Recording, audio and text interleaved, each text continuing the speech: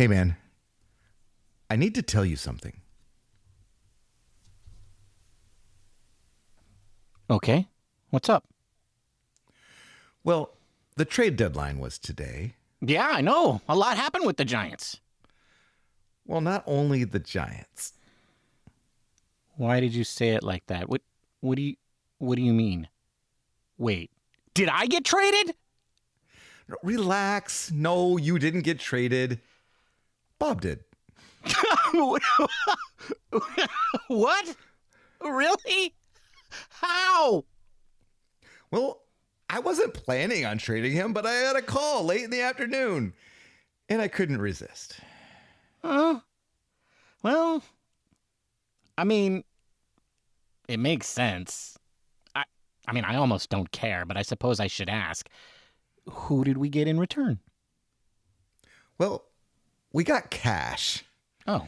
I mean, after my gambling losses and your refusal to help me pay it, I needed some money, so I took the deal. Wait a second. You owed that money to Bob. You're telling me you traded Bob so you could pay him back? How much cash did you get? Was it a lot? It was enough. We also got a replacement back in the deal, though. He's a little-known international player. They insisted that we take him. Wait, what? They insisted? Oh, wait. So you're saying we got cash and we got a voiceover guy? Yes. Okay, well, wait, though. How old is he? I don't know. I didn't ask. What do you mean you didn't ask, Matthew? This is critical stuff. We need to build around Bryce Eldridge. Bryce Eldridge isn't a part of Giant Cocktails. Potato, tomato. Okay, important stuff. Is he as surly and self-centered as Bob was? Or did you get someone good? Yeah, about that. Well, let's see. Hit it, Hans. Welcome to Giant Cocktails. The baseball is bad. The cocktails are acceptable. Everything else is disappointing. Welcome to episode 387 of Giant Cocktails. Benny, wasn't that bad? What do you mean he wasn't that bad? That was you. That was you That doing wasn't me. That was Hans. International. I think he's from Germany or some country over there. Well, I think you think that was a German accent. That sounded more like a Russian accent to me. But okay, yeah, okay, sure, okay, okay, Hans. I'm looking over in the booth and I don't see any. Oh, whoa, dude, I don't. Hey, sir, you're gonna have to put some pants on. Yeah, no, that bit was a long time ago. Okay, it wasn't even one of our good ones. I mean, it was always all right. It was always. All right. Well, wow. Okay. So I did try to catch Hans up on some things. Okay. And let him know how we do things around here. So Yep. he is prepared. Hans, what did you think so far? I have reviewed your previous episodes. There will be improvements. Yeah. Okay. All right. I'm down. Make the team better. That's what trades do, right? Yeah, I'll tell you this though. I'm keeping my pants on. That's just not. That's not happening. Please. Not happening Please keep again. your pants on. Okay. Yeah. So whatever improvements we are, that's not one of them. All right. Ben Freddie Sanchez had a 387 slugging percentage, not on base, during his 3 seasons as a San Francisco Giant, which included 2010 when he played in 111 games at second base and hit 292 in helping the Giants to their first World Series championship in San Francisco. So what are you saying? What do you say? We shouldn't have gotten Freddie Sanchez because his slugging percentage wasn't high enough? I'm just saying it's not a high slugging percentage, and I wanted to make sure you understood that it was a 387 slugging, not on base. Okay. That wasn't a typo or a mistake. Exactly. Yeah, okay. Exactly. Okay. But still forever Giant because. Oh, absolutely. Because there are so many of these like role player forever Giants that you could say we wouldn't have won a world championship without him. I mean, I think half of the 2010 roster is guys that you would be like, Huh. He was a Giant? And even though it was like the first San Francisco World Series, you know? Yeah, that's a weird roster. That is a weird roster. That's why, that's why they play the games, Matthew, because sometimes the guys you don't expect to win. Yeah. Yeah. Sometimes the guys you expect to win don't. Yep. So that's 1993 and 2001 to me. Enough with this unnecessary conversation. We will discuss the cocktails now. Okay, Bob.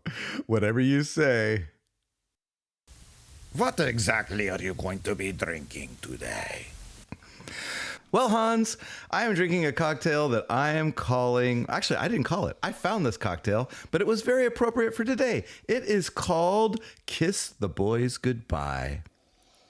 And I'll tell you all about it at the end of the episode. What exactly are you drinking today, Ben? Well, wow. Well, thank you for asking, Hans.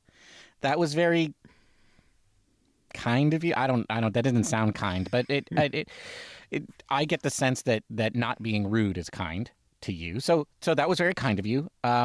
Thank you. Anyway, what is my cocktail? Oh, today I am drinking a cocktail that I am calling Five Cherries and One Cranberry. And I will explain what is in it at the end of the episode.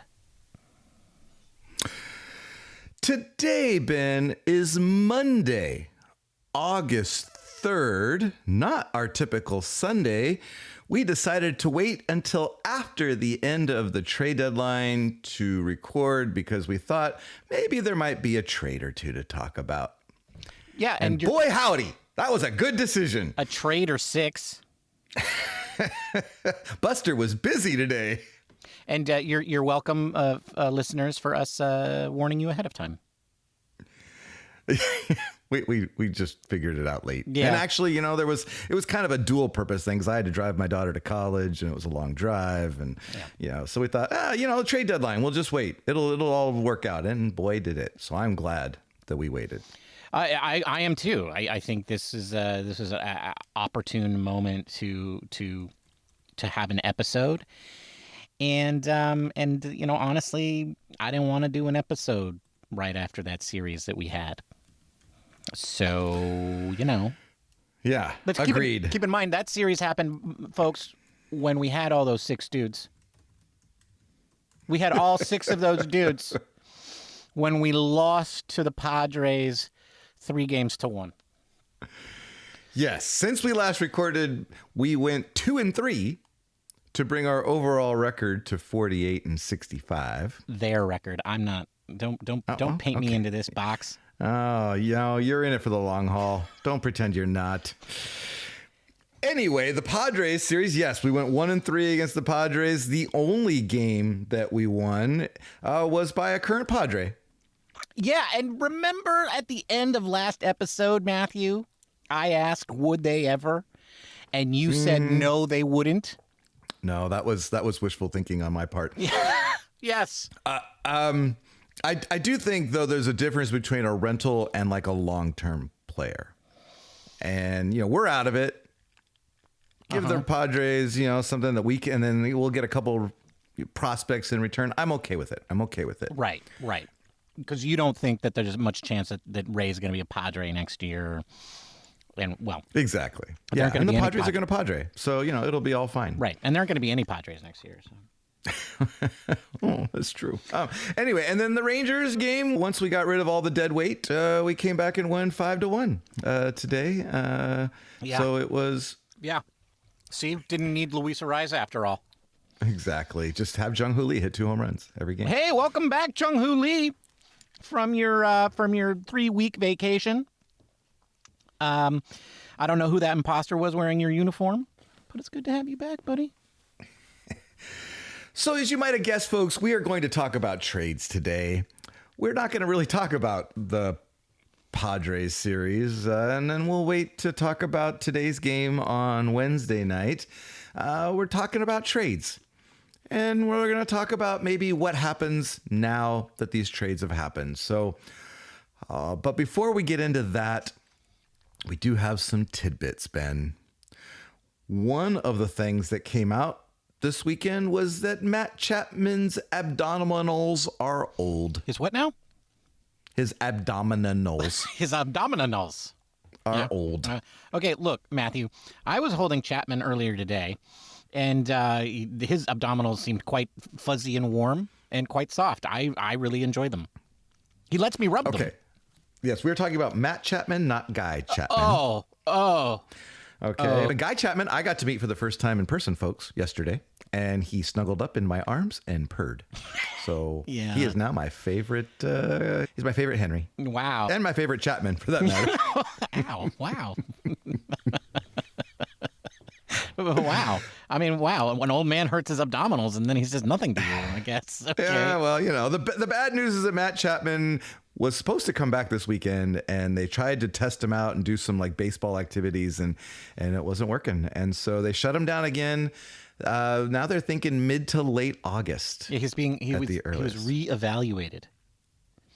Yeah, they're like, does it still hurt? And he says yes. And they're like, oh. This gentleman was not supposed to go back to have any rehab games, Matthew. That was the original plan. He was just going to rest up, and then he was going to come back with no rehab games. And then he got reevaluated, and he's not coming back until mid-August. And I thought, why not just have him come back when he's fully healthy and has rested for a good year and a half in the spring of 2028? Agreed. And just like, that's fine, right? Because what's the point? Although I guess, Matthew, if he does hurt himself worse, he's got a whole year to recover. Yeah. Yeah. Well, speaking of injuries, Jesus Rodriguez was placed on the IL on Saturday. I didn't write down what his injury was. It was something weird. It was hang on.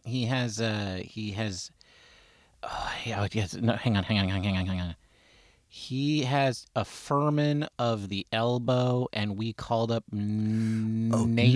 Neuritis. Nate Neuritis. That's right. Yeah, we called up Nate Neuritis, and he hurt his ferment. I might have that mixed up a little bit. Right. But yes, because I think you did have that mixed up because he was replaced by one Nate Furman. Oh, that's right. And he hurt his elbow. He has elbow neuritis. Yes, that is it. That's that thing like that the swelling, catchers tend to get, I guess. The swelling of the near. I feel like it's like tennis elbow or something, like. Then why don't they just call it that?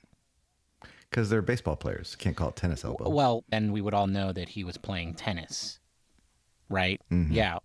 What happened, Matthew, is he was out at the bars late at night, like at 1:50 in the morning, and then he accidentally hit his elbow against a fire truck while playing tennis on the street. Exactly. And that's exactly what happened. It's absurd. It's an absurd injury. Yeah. So Nate Furman finally made his major league debut on Monday. Swung at the very first pitch he saw, and flew out. Thought that was like, oh, you go, dude. You're like ready. Yeah. No, I think you should swing at the first pitch you see. Absolutely. There were some roster moves after the trade deadline today. Mm-hmm. A lot of roster moves, but not enough. No. Roster moves. The taxi squad was not large enough. Only 25 players played on Monday's game, or were active, I should say, for Monday's game. But they did bring in a ton load of pitchers, including Tristan Beck, Raver San Martin, Carson Seymour, and Blade Tidwell were all recalled. Yeah. And then the only position player was Buddy Kennedy. And you thought, oh, yeah, Buddy Kennedy. He was on the team earlier and he got sent down, and now they just called him back up. Right, that's exactly what happened. They sent him down. He went back to Sacramento, and then they just recalled him up. It's simple, Matthew. I don't know why you're... Yeah, except the Giants traded him for cash to the Mariners on June 29th. Because the Mariners played him in 5 games in which he went 1 for 10, and then they waived him, and the Giants picked him back up off of waivers, and just in time for him to be activated today for the post-trade carnage. So what you're saying is the Giants got cash and they got the guy. Yes, basically the Mariners rented a player for 5 games. They rented a player for 5 games. This sounds very familiar to me, Matthew. It does sound. In fact, I looked it up. The Mariners and Giants have a way of doing these things, especially in 2022 when Farhan was doing his Farhan stuff, right? Yeah. And one was Mike Ford. In April, the end of April, Mike Ford was traded to the Giants for cash. He played in 1 game for the Giants, in which he went 1 for 4 with 2 RBIs. Then the Giants DFA'd him, and then they traded him back to Seattle for cash 12 days later. So they actually rented a player for a game. Yeah, but then they got their money back. It's like they put down a deposit and they paid the fee, and then they got their deposit back when they gave him back to when they returned the rental. Yeah. Wow. Yeah. Okay. Wow, Buddy Kennedy. But you said that wasn't enough. No, then around that same time, Seattle traded Kevin Padlow to the Giants for cash. What? Kevin Padlow went 2 for 12 in 4 games with the Giants. And then the Giants DFA'd him and Seattle claimed him back from waivers. So this is like a thing that the Giants and the Mariners do, apparently. It is. And it has survived the Farhan Zaidi era, apparently. This is like they're both part of the same organization. This is weird, dude. This is weird. It does make me wonder how often this happens across all of baseball. It must happen a lot. I don't think it does. No? I feel like I think it's just weird. This is weird. All right. Okay. But the reason that all happened, Matthew. Yes. And the reason the Giants still didn't have enough players is because they traded all of those dudes.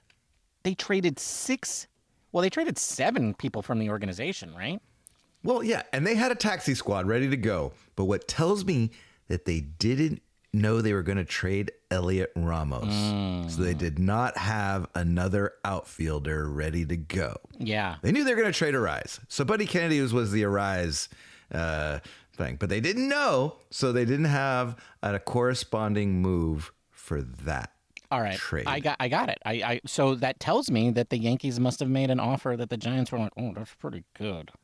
Well, we're going to talk about. Let's talk about good. that. Let's do it. Let's talk trades. Let's talk about trades. Let's try the trade deadline. But you did say we were gonna. Well, no, that's fine. That's fine. We'll get to it. Okay.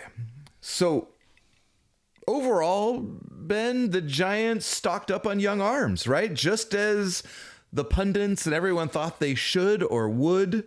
If you include the draft, the Giants have now added minimum 8 quality arms to their organization in the last. What do you mean by quality? Like guys that maybe could help the major league team in the next few years. Like they are higher level than a high school or level player, right? These are guys that can help in the next year or two. Right. So what you're telling me is they got a bunch of old men. No, I'm telling you, they got a bunch of major league ready men. Yeah, okay, that sounds old to me. That sounds old. Geez, you and your age thing, man. You got to get off. Bryce Eldridge is 21 years old, man. Like the outlier among all this. How many 21-year-olds are there in the major leagues right now? Not that many. Well, okay, so what you're okay, there's logic to that. What you're saying is that okay. Well, so they got 8 arms amongst the draft and the trade. So what you're saying is that was largely the focus of the draft of the trading was they got a lot of pitching. They got a lot of AAA level pitching. Not exactly AAA, but high A through AA. Right. Okay. Well, that's good. I mean, I do think I do think that. Well, that's good. I mean, I think that's good. I mean, I don't know. Maybe we'll get into this as we're going to go. Well, we're going to go through each trade, and I think maybe I want to save this for the end. Then when we wrap it all up. Okay. But yeah, okay. Continue on. So early in the kind of the weekend, there were reports that Buster was asking for too much for his players, and which maybe that's what people do when they can't get one over on somebody, right? They say, "Oh, he's asking for too much." Okay, look, nobody was being traded to anybody. Okay, right? Nobody was being traded. Yes. The whole market was stalled, and it turns out the market was stalled because of Scooble. Like Nobody could, like, everybody was waiting for Scooble to go, and then the rest of the market would open up. That's the story that everybody told. Yeah, well, and that's plausible. Right. I do think also that major league teams seem to be valuing their prospects more than they have in the past. I think all those Ivy League nerds, have been like, hey, we want to roll the dice more on our younger, unproven talent. Well, that is true. That is true. I think that makes perfect sense because younger players are absolutely more valuable than older players. First of all, that's when most players have their best seasons before they leave arbitration, right? It's only the superstars that have great seasons after they reach free agency. Sure. Yeah. So that they are inherently more valuable because of that, and it will remain so because most of the money goes to old players because old players control the union, and that's just the way the contracts work. Like so yeah, the younger players are more valuable, but like I think this idea that Buster was asking too much is probably BS. I think what Buster was doing is making sure that he wasn't getting swindled. Because let's face it, like if any of those trades had happened before Thursday or on Thursday or Friday, that would have been because Buster was allowing himself to be lowballed. And so he waited. He waited until people got desperate, and then once the market really set itself, which I think happened with the Scooble trade, then that's when everything else started rolling in. And, I mean, my overall impression is that the Giants did just fine for the 6 guys that they traded away. Agreed. So let's get into that. Let's get into that. So I think Buster did great.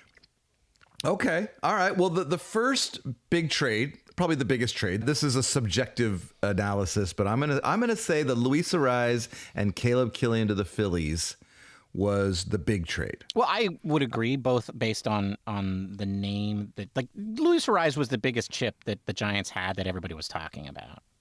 Yeah. Like, I mean, and Robbie Ray was like maybe a 1B, right? So, but also, and I think that's reflected in what the Giants got back. Absolutely, because the Giants got back a top 100 prospect from the Phillies, a pitcher named Ramon Marquez, who's, you should be happy to know, is only 20 years old. Woohoo! Major League Baseball pipeline puts him as the Giants' 7th best prospect now. Wow. Right now. And where is he overall? He is number 67 overall. According to Fangraphs. According to Fangraphs, yes. Which is interesting because you go to the different sites and everybody's got their rankings and they're different. But the fact that he's in the top 100 on one of the larger publications, that says something. He's a good player. And I was recently promoted to high A. Some crazy ass numbers. Okay. Like I could see why the Giants wanted him. He allowed 11, since getting promoted to high A, he has allowed 11 hits while striking out 46 in 30 innings. Yeah. I mean, look, if the Phillies gave the Giants the 67th best prospect in all of Major League Baseball, then yeah, Buster was probably asking for more from other people, right? And that was uncomfortable for everybody. That's the best guy he could probably get. So, yeah, good. This is awesome. Well, the Giants gave up Caleb Killian, so they also got another player back. Mm-hmm. A right-handed pitcher named Marty Gare. And Marty is a big old country boy. How do you know I'm assuming he could be from the suburbs. I don't know. I mean, but he's 6 foot 6 inches, 230 pounds, and I just picture him as wrestling bears and stuff. Listen, Matthew. Only Madison Bumgarner was not from the suburbs. Like, if you're not from the suburbs, if you're out in the real rural area, you're not playing travel ball. That's a good point. Yeah, okay. Yeah. So you're definitely out there in the burbs where you can play ball every day, where mom can like schlep you to all of the ballparks and all the different like batting cages, and you got to have the pitching clinics, and yeah.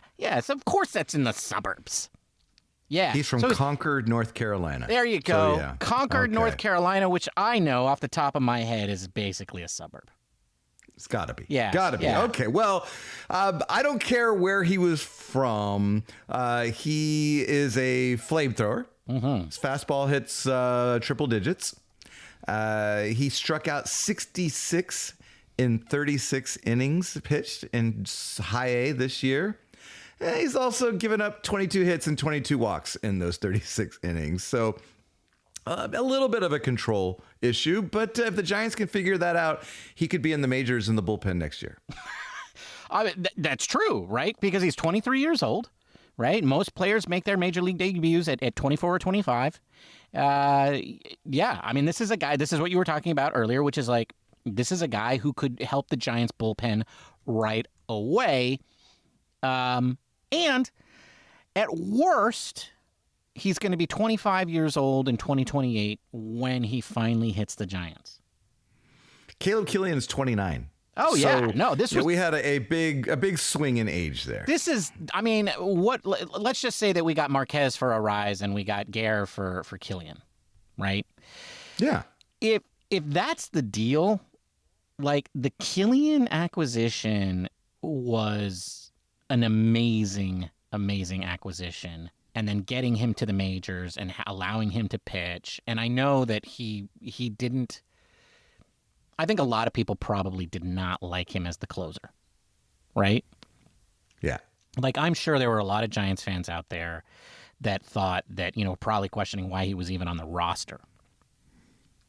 And certainly in the closer's position. But at the end of the day, all of that is what led to them getting this. Now, I grant you, all of that is what also led to the Giants being 18 games under 500. Excuse me, 17 games under 500 as we record this podcast. Sure. But nonetheless, this is a huge return for Caleb Killian. Yeah. Well, sure. I mean, plus Caleb Killian, as you remember, got us Chris Bryant, in 2021. And then he was granted free agency after the Cubs. So we signed him as a minor league free agent. And now we got another prospect for him. So we got Chris Bryant and another prospect for him. I think that's a win. And Chris Bryant, by the way, who was the best offensive performer in the series against the Dodgers. Absolutely. Right. I mean, he did not disappoint as a Giant. Right, yeah. He was kind of ho-hum during the regular season, but in that series against the Dodgers was everything that we wanted. And so, yeah, I mean, Caleb Killian is the gift that keeps on giving. Like, come on back, Caleb. Come on back later and we'll trade you again, baby. That's right. Yeah, Caleb, don't forget us. So the Giants now have 6 players in the top 92 prospects, according to Fangraphs. 6! That's a beautiful thing, right? Because you should have 3 in the top 100. Exactly. 3 or 4. Or 4. 3.5, 3.25, 3.25, yeah, whatever it is. Unlike the Dodgers used to have 10. The Dodgers used to have 10. Because they're good at everything. They're good at everything. And now they've got everybody, all the all-stars. So that's it. Yeah. So I don't know if we're going to give out grades for each trade. I think overall we're pretty happy with it. We're not qualified. But the Athletic gave the grade of the Giants got a B and the Phillies got an A on this. I also saw other reports saying that they felt like the Giants got a really good return. Yeah. There's like you got a top 100 prospect for Luis Arreaz on an expiring contract. That's not bad. Yeah, I want to talk about the ESPN grade, Matthew, on this one because I think that was really the grade that I feel like was the most important. What did they grade? I don't remember seeing that. Well, I mean, I think they said that the Phillies got a B plus and the Giants got a B, but that's not the part that I care about. The part that I care about is I want to read this to you. Give me 1 second. Oh, yeah. Okay, here we go. Sorry, they graded the Giants as an A. They said that this was a B-plus trade for the Phillies and an A trade for the Giants. And yes, they go on and on about Ramon Marquez, yada, yada, yada, 20 years old, blah, blah, blah, blah, whatever. I don't care about that. Mr. Gare, this is what he said. They said, this is Schoenfield, for those who know. He hasn't shown up on prospect rankings yet, but his numbers are fascinating. A kind of homage to Nuke LaLoosh from Bull Durham. Yes. That's right, baby. Bernard from the Silo. All right. Marty Gare is Nuke LaLoosh. And Bernard from the Silo, for those who know. Yes. Okay. He also was in prison for many years. Wait, what? Nuke LaLoosh was in prison? Allegedly. Allegedly. Oh, I don't remember that part. I'm going to have to watch that movie again. But anyway, yeah, so we got Tim Robbins. Is that his name? Tim? Tom? Joe. Tyler. Tim. All right. Sweet. I was right the first time. All right, sweet. All right, let's move on, Matthew. We got more trades. Yes. All right, Robbie Ray to the Padres was the next biggest trade, I think. All right, okay. Let's. I want to roll in. I want to roll in this one more time. No, we don't. No. Don't do that to me. Don't do that. Don't do that. All right, I'll let you have this. Okay, Go because ahead. okay, listen. Who called this? Who called this on our last episode? Oh, you did. That's right. I was deep into my whatever the heck my cocktail was called. The Sabot? No, that was the week before, the episode before. I don't remember. But I was. You were drunk. That's right. I was drunk, and I said, "What if the Giants traded Robbie Ray? Like, what if the Giants face Robbie Ray?" And I think the Padres, the Padres could have swept the Giants, Matthew. Right? We said we weren't going to talk about the Padres series. Well, we were going to talk about it because that was Robbie Ray's last start with the San Francisco Giants, was shutting down the red-hot San Diego Padres. And if that was going to be his last start with the Giants, it was a doozy. It was a fantastic outing. Yeah. And you know, like the Padres went on to win the next 3 games. Like, that's the only game they've lost. Like, one of the few games that they've lost in the last 15. Right? Like, they got a front row seat to a guy they should have traded to the day before. They should have given the Giants more. Because, like, what if the Padres missed the playoffs by 1 game, Matthew? You know who they'll be able to blame? Their own player, Robbie Ray. Like, if Robbie Ray had turned around and faced the Giants, we know how the Giants are against left-handed pitching, Matthew. It would have been a massacre. It would have been a massacre. So thank you very much. So the Giants got back for Robbie Ray. They got right-handed pitcher Miguel Mendez, who's 24 years old. Major League Baseball Pipeline puts him as the Giants' 13th best prospect right now. So good. And then they also got, and this is the one that really intrigues me, they got shortstop Joniel Hernandez. Joniel? I don't know. Joniel. Joniel Hernandez, who's 17 years old. He was signed this last international signing period for $1.4 million big ones. And then he tore up the Dominican Summer League. He hit .303 with a .424 on base and a .503 slugging. And he had 33 walks to 32 strikeouts. And the kid is only 17. Wow.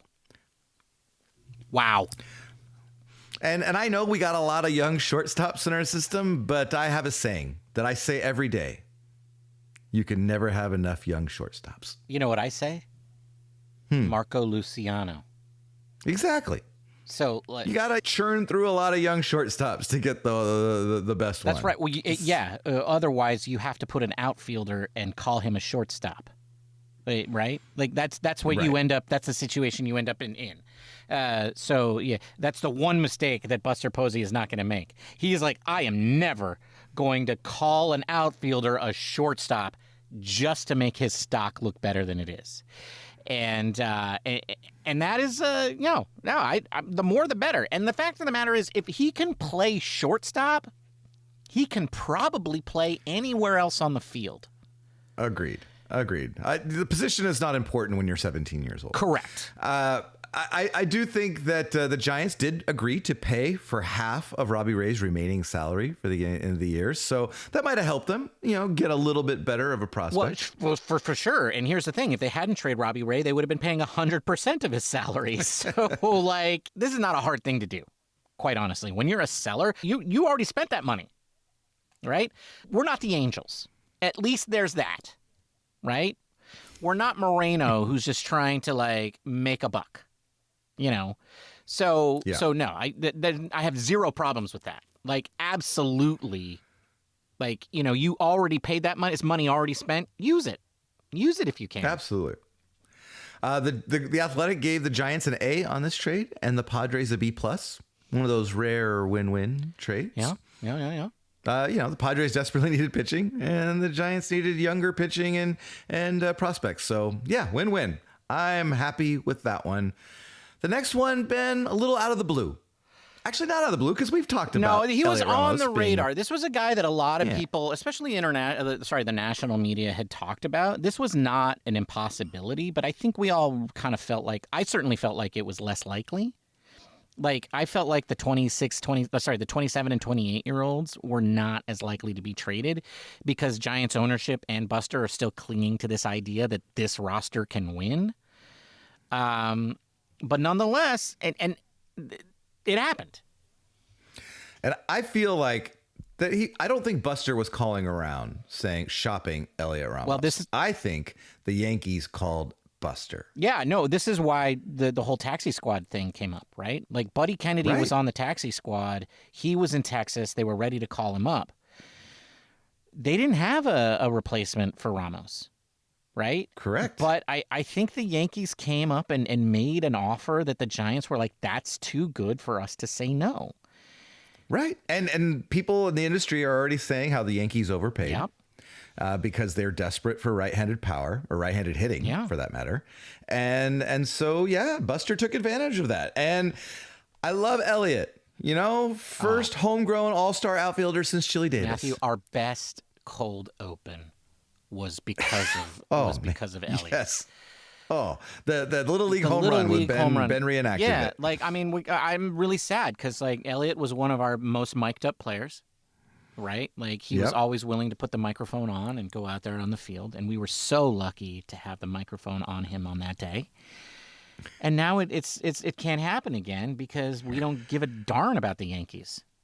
Right? I mean, I care less about the Yankees now because Camilo's not there anymore.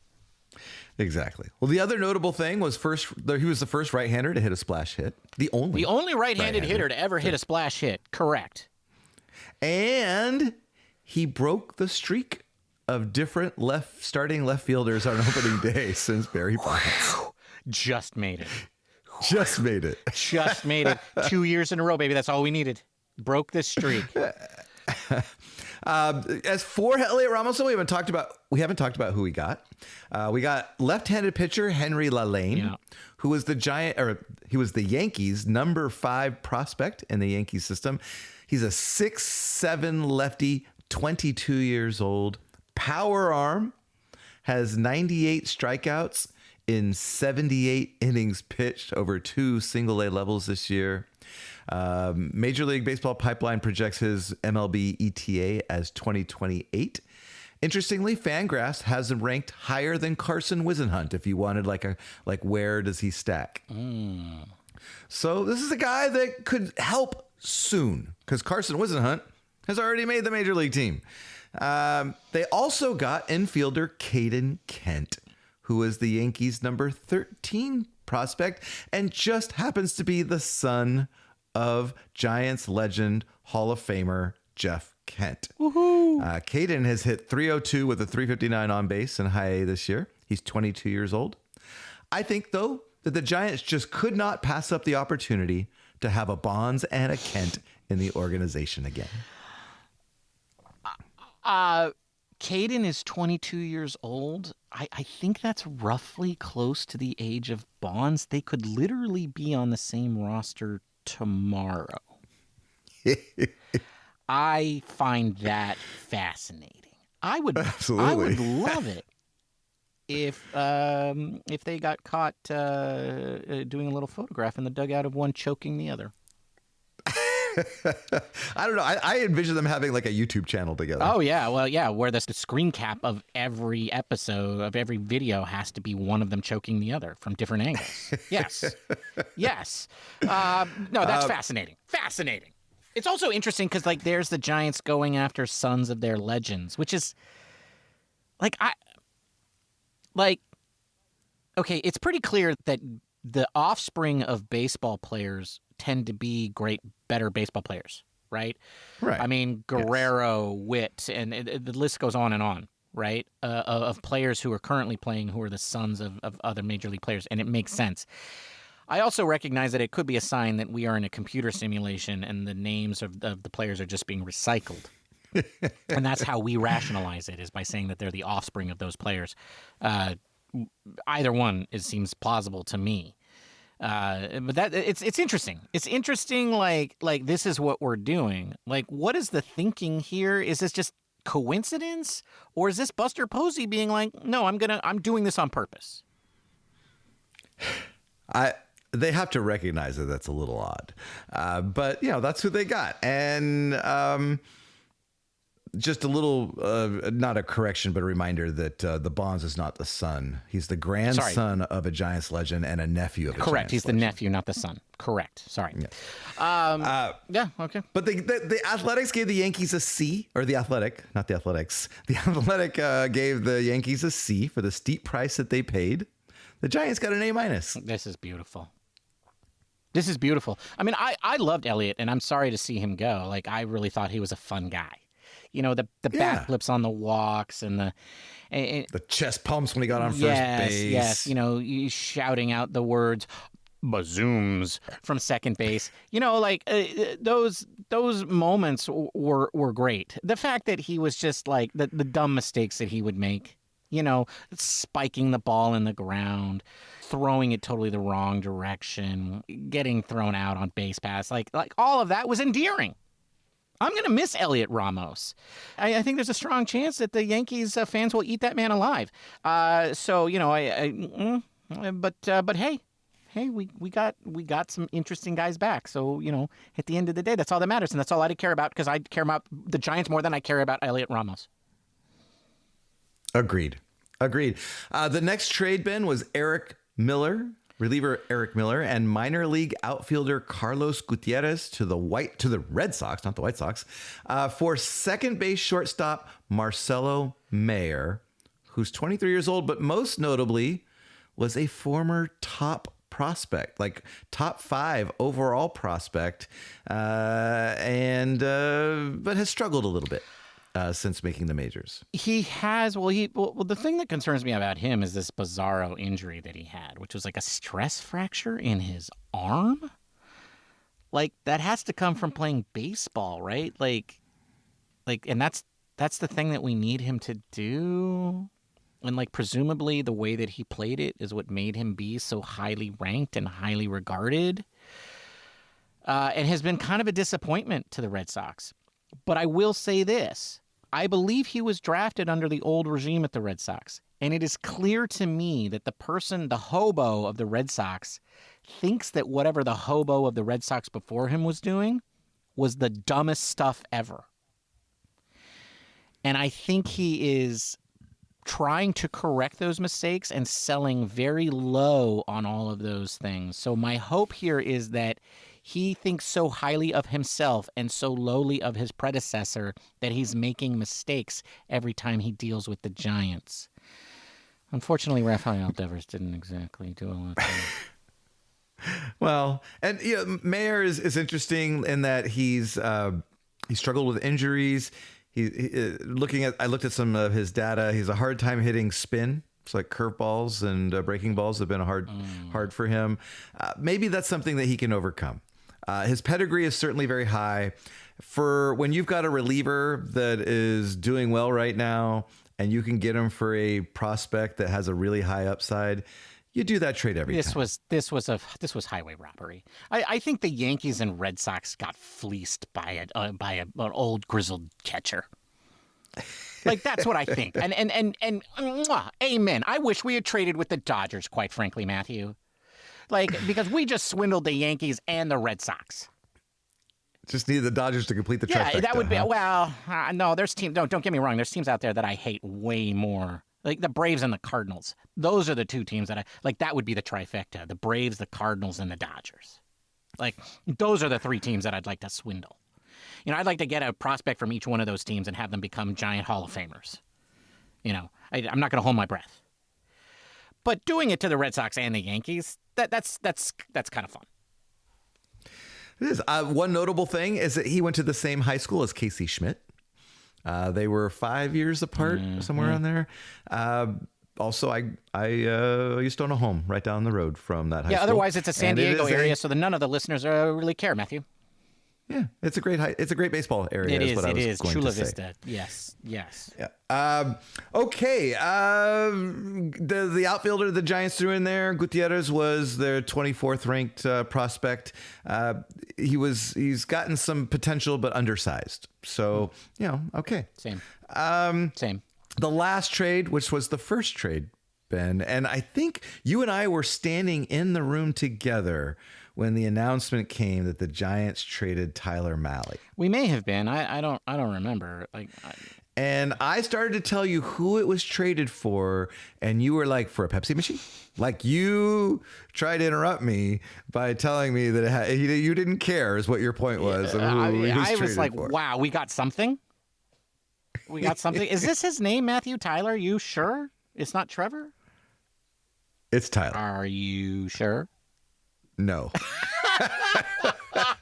It's Tyler. I checked. It's Tyler. Okay. This is what you do to me. Okay. I was pretty sure he was Trevor, but no, Trevor was when he was good, but Tyler was his real name. I remember now. Yeah, this might be the cranberry. He's the cranberry. Wow. Cool.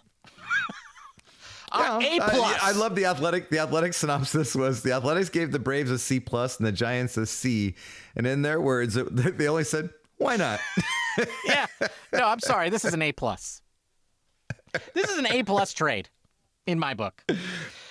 Just folks, don't expect the Anthony Molina, who the Tyler Mahle got traded for, to be any better than Tyler Mahle. Okay, he's already been in the major leagues with both Colorado and Atlanta, and has a career 6.89 ERA.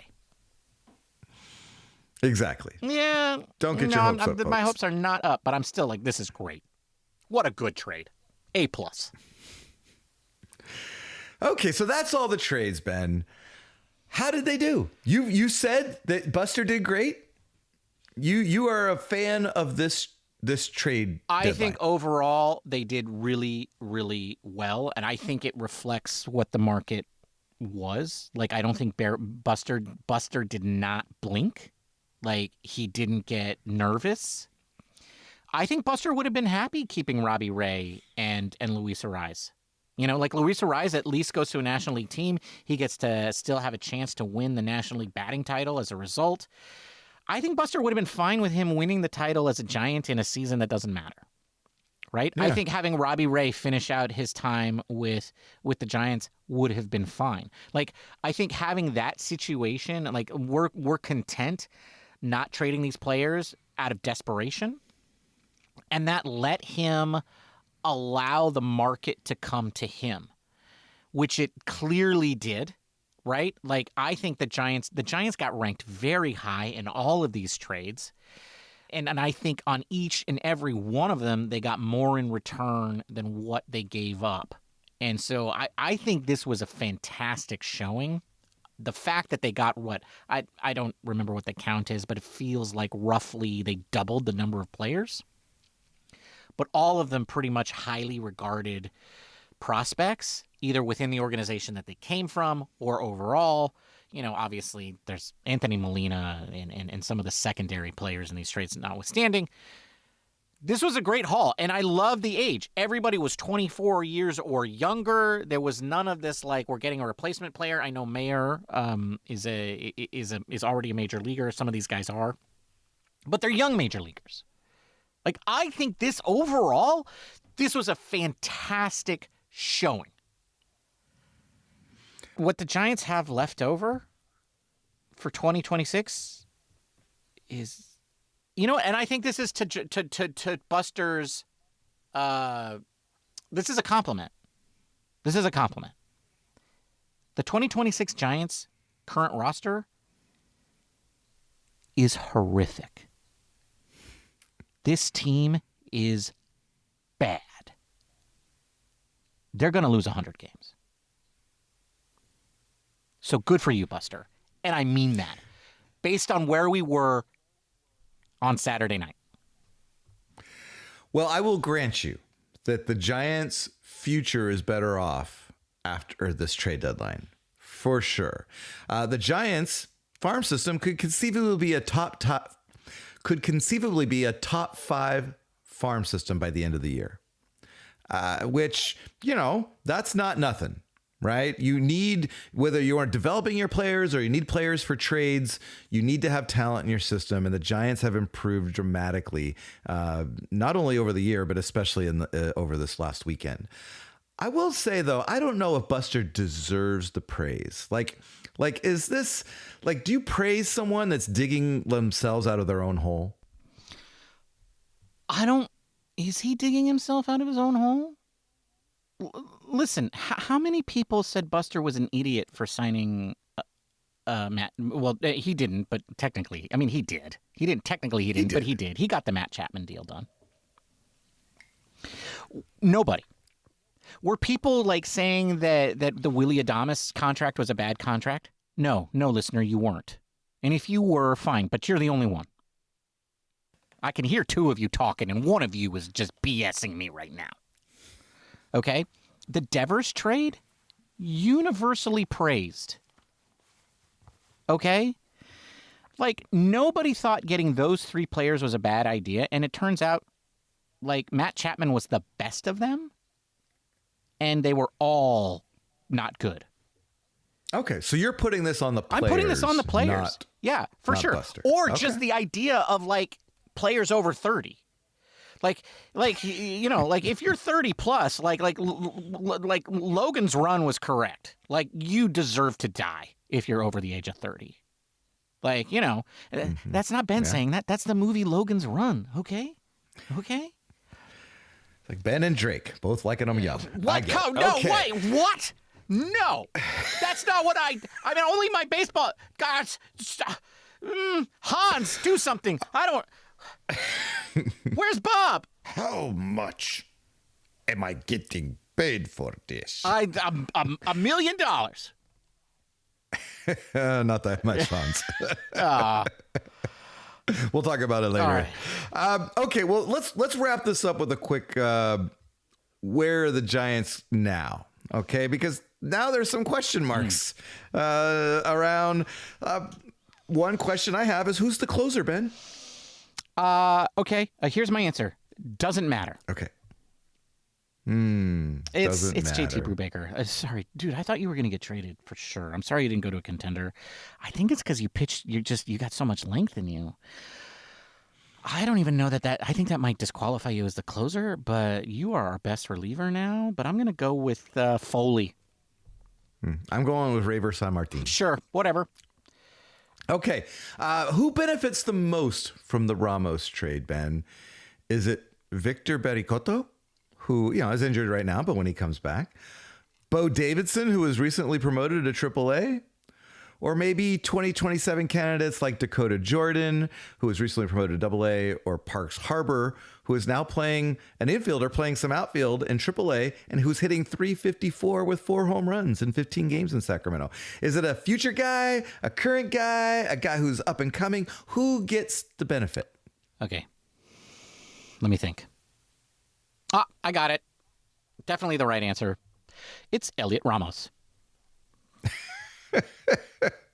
Well, sure. He gets to hit opposite field home runs into a very short right field instead of a 24-foot high. He gets to be in a playoff race and have the possibility of endearing himself to New York Yankees fans. It's a lot of pressure, but all those guys. I think the point here is that there's a lot of outfield depth right now, but I feel like the one who benefits the most from it is Grant McCray. So you think he could slide over to the corner outfield? Well, no. I mean, I think he'll play center because I think he's our best center fielder right now. I think Grant McCray benefits from both Ramos being traded and he benefits from Harrison Bader being a complete and total idiot. And so, I think that this might be this. If anything is going to save Grant McCray's career, it's this. And it looks like he's making the changes that he needs to make, and continuing to have all of the great tools that he already had. So I think it's something like Grant McCray, but it also just clears the field for all those names that you mentioned. Because listen how that was a really good list. Yes, and I name those names just to kind of get their names out there because any one of those could take advantage of. Yeah, that, we should be very excited about our outfield pipeline. Who benefits the most from the Arreaz trade? Basabe, who had a good game today, who's been actually pretty good since they brought him up. Christian Koss, who seems to just keeps clawing his way back into playing time. I originally thought maybe Jesus Rodriguez, but now he's hurt. Who benefits the most? Would it be too much to say Luis Arreaz? Yes. Okay. I think it's Christian Koss or Basabe. I just know that Basabe had a good weekend. He's probably going to get a start tomorrow because of it. And if he keeps putting games in front of each other, then they will forget about Christian Koss faster than an Alzheimer patient because that has happened already. Dude, let me just do a quick Tony Vitello impersonation of you talking about Christian Koss. Ready? Okay. Who? Right. Exactly. Yeah. So it's probably Basabe, but yeah. All right. The Giants just added some upper level pitching, but we did that we've done that in the last couple of trades, right? We have tomorrow is Blade Tidwell is starting for the Giants, who we got for your favorite Camilo Duvall. And we did get Tugboat Wilkinson for what's his name? The catcher. I'm drawing a total blank on his name now. I don't. So once they leave the Giants, I don't remember them. Catcher? What? When he got who? What? There was a guy that we had on our team that was really good defensively just like a couple of months ago, and we traded him for Tugboat Wilkinson. Patrick Bailey? Patrick Bailey. That's it. Yes. Patrick Bailey. Thank you. Folks, the Kiss the Boys Goodbye. Kiss the Boys Goodbye There is you go, there you go, a there you good go. cocktail. Kiss, Yeah. Also, a player that I hadn't really had much thought about is a guy named Trent Harris, who has been tearing it up in Sacramento as a starter, could also be a viable option. That's the one. It's Trent Harris. It's going to be Trent Harris. But I want a guy named Tugboat. Well, no, Tugboat's going to be on the team, Matthew. He's going to make it. But we're going to have to wait till 2028. Okay. I mean, I would say 2027, but you know. All right. Enough with this unnecessary conversation. We will discuss the cocktails now. What in God? Oh, what? Okay. No, I'm just going to go with it. Just going with it. Okay, Hans. Matthew, what exactly are you going to be drinking today? Bob, Hans, I am drinking a cocktail. I'm calling. Actually, I didn't call it. Whoever made it called it. Kiss the Boys Goodbye. And I felt like it was an appropriate cocktail for tonight. Found it on Difford's Guide while I was looking for basically cocktail names that could allude to a trade deadline. So it's got 1 ounce of cognac or brandy, 1 ounce of Sloe Gin, a ½ ounce of lemon juice, 1/3 ounce of rich simple syrup, a pinch of salt, and an egg white. You're going to shake all those ingredients without ice for about 10 to 20 seconds. Then you're going to add ice and shake again until well chilled, and then double strain into a chilled coupe glass. And you're going to garnish the foamy top with 3 drops of aromatic bitters on top of the foam. And you get this really great, tasty cocktail that I'm glad I found. So it's called Kiss the Goods Goodbye. That's what I'm drinking, Hans. This is an acceptably tasty libation. Thank you, Hans. I thought so. What exactly are you drinking today, Ben? Oh, well, thank you for asking, Hans. That's very kind of you. Hans, today I'm drinking a cocktail called 5 Cherries and 1 Cranberry. For no reason. What's in 5 cherries and 1 cranberry? Well, it's an old-fashioned, folks. It's an old-fashioned that you have to make with an overproof or high-proof bourbon. Elijah Craig's small batch at 94 proof would be acceptable, but that's the lowest you can go. Let's bump it up to 100. Okay. To that, you're going to add half an ounce of Amaretto. That's right. Because we gotta boost up that cherry flavor. And everybody knows that, what is it, is walnuts? Is it almonds? Almonds? Anyway, there's some nut that tastes like cherries, and it's Amaretto. The Amaretto and the nut and Amaretto. And then you're also going to add 2 to 3 dashes of Angostura bitters, or your bitters of choice. You're going to put that into a mixing glass with ice. You're going to stir that until it is well chilled. And then you're going to strain it into a rocks glass over a single large chunk of ice. You are going to take an orange peel, express that over the glass, drop it into the glass, and then you're going to add a cocktail pick that has 5 cherries and 1 dried cranberry on it. Yeah, you're going to need a long cocktail pick. I don't know what to do. Go out and buy one, you cheapskate. And that is how you make 5 cherries and 1 cranberry. Hans, I'm sorry I called you a cheapskate. I approve of this cocktail. I like you, Hans.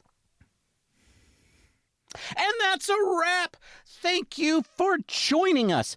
We will be back on Thursday with more Giants content. But if you can't wait that long to get your fix, feel free to reach out to us on the social medias where we go by the name Giant Cocktails. By the way, Matthew, Concord, North Carolina is a city with a population of 100,000 and just outside of Charlotte. What we would call Suburb. a suburb. A good old suburb boy is what he is. Oh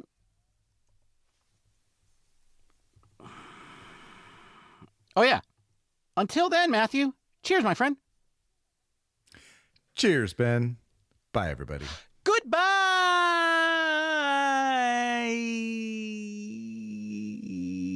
Elliot, Robert, Caleb, Tyler, Luis, Erik.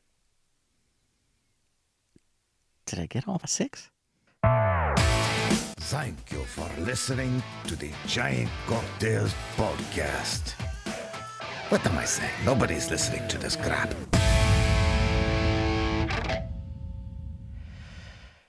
Did I get all 6? I don't think I did. I don't care. Okay. Oh, I think we owe Bob an apology. yeah. I don't think that Hans is gonna work out. Like, dude, like, he can't hear me now. He's still in the sound booth over there, but, like, the dude still doesn't have any pants on. Like, Bob never, not once. You know what I mean? All right. Can we get him back? Maybe I can get him back. Okay. That's good. I could trade him you. Could you? Well, I'm not going to give him the cash back, okay? Of course you're not. Cheapskate. All right. I'll figure it out. Bob, come back. I should have taken that accounting job.